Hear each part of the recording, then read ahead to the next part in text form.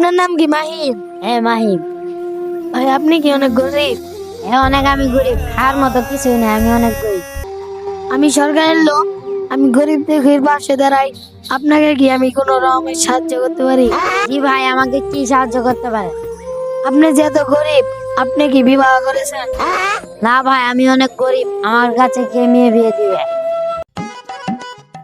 আব্বা, আপনি যার সাথে আমার বোনের বিয়ে ঠিক করছিলেন সে তো অনেক গরিব, কারণ তার সাথে তো আমার বোনের বিয়ে দেন যাবো না।